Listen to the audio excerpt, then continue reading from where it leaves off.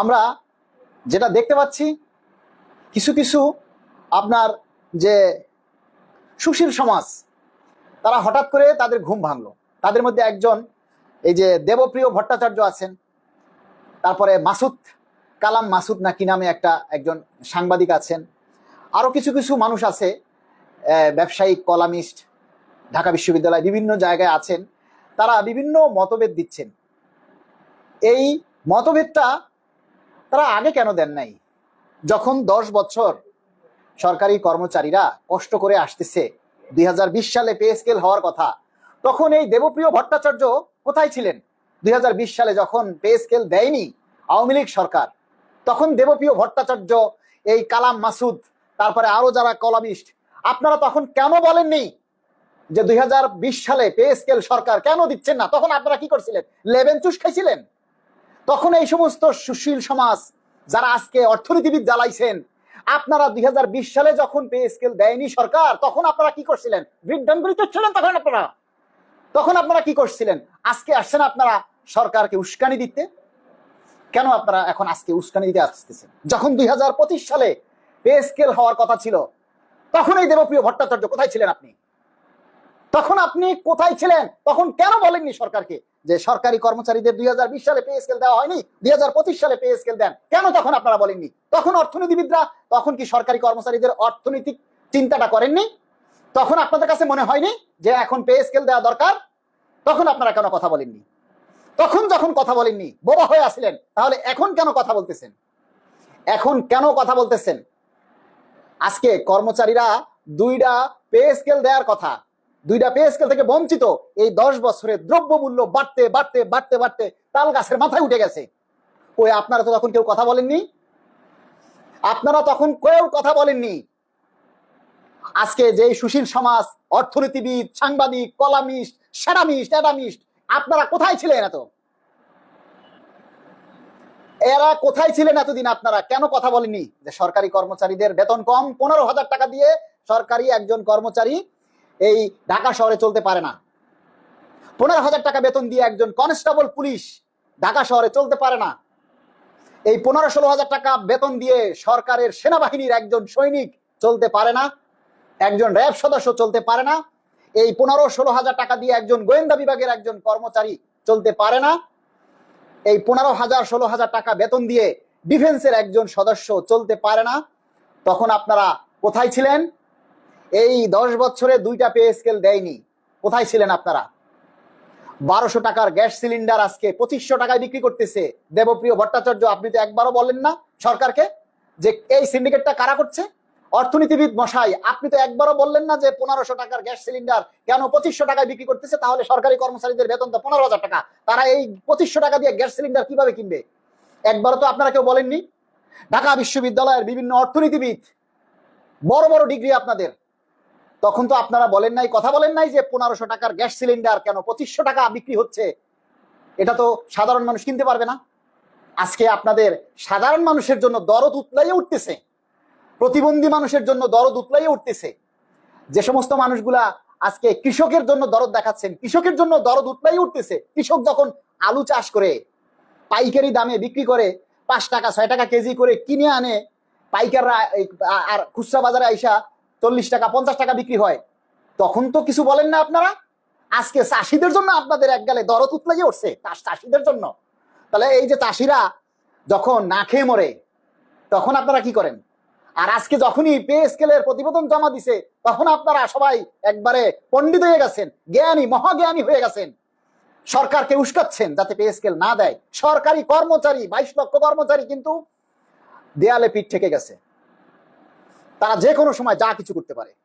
যদি 31 তারিখের মধ্যে পে স্কেলের গেজেট না হয়, তাহলে কিন্তু সরকারি কর্মচারীরা অফিস আদালত বন্ধ করে দিবে। তখন কিন্তু এই দেবপ্রিয় ভট্টাচার্য, অর্থনীতিবিদ, ব্যবসায়ী, যারা সাংবাদিক, কলামিস্ট, আপনারা কিন্তু তখন কিছু বলতে পারবেন না।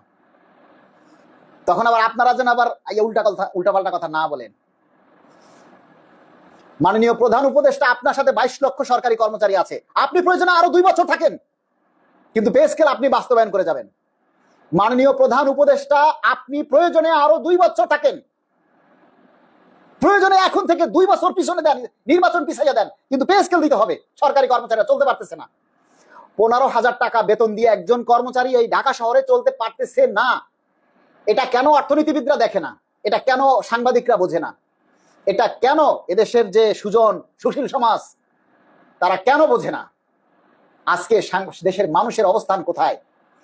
আজকে একজন রিক্সাওয়ালা, একজন সিএনজিওয়ালা, একজন বাস ড্রাইভার তারা যে ভাড়া নিচ্ছে, আজকে এই 26 সালের ভাড়া নিচ্ছে,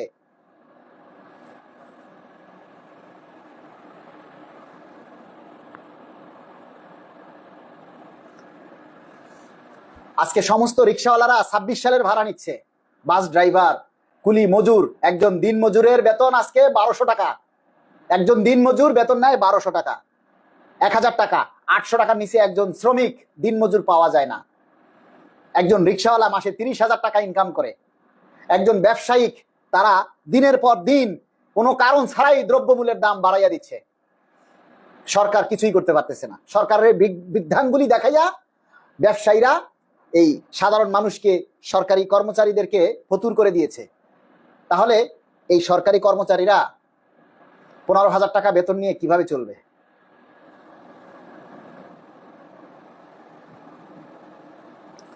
দুঃখিত, আমার মাথার সেই সমস্যাটা আবার একটু উত্তেজিত হয়ে গেছি, তো যার কারণে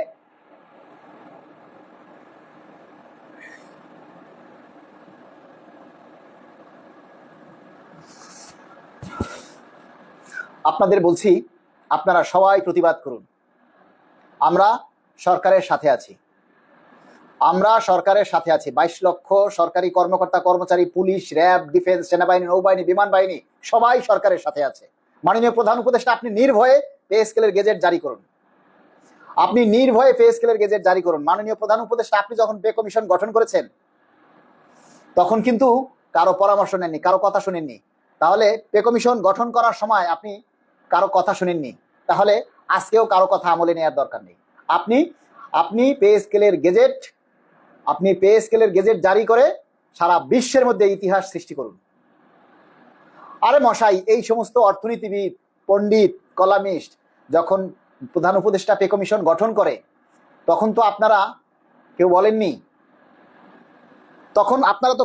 বলেননি, যে অন্তর্বর্তীকালীন সরকার কেন পে কমিশন গঠন করলো। অন্তর্বর্তীকালীন সরকারের তো এটা কাজ না। আপনারা তখন কেন বলেননি?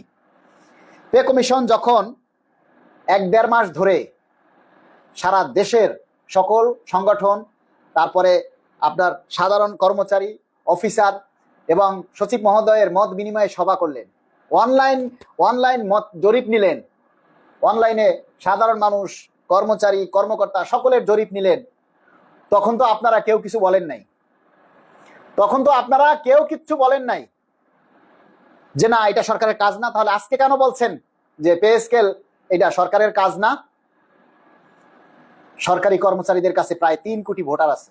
এই ভোটাররা, আপনারা যারা পে স্কেলের বিরুদ্ধে কথা বলবে, আপনারা কেউ তাদেরকে ভোট দিবেন না, রুখে দাঁড়াবেন।